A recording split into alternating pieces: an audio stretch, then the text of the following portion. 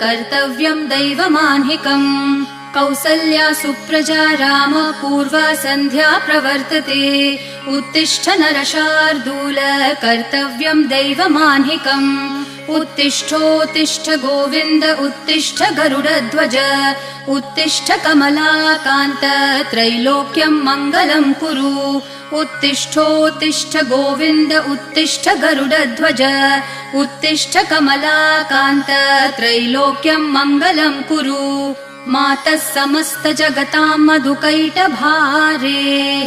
वक्षो विहारिणि मनोहर दिव्यमूर्ते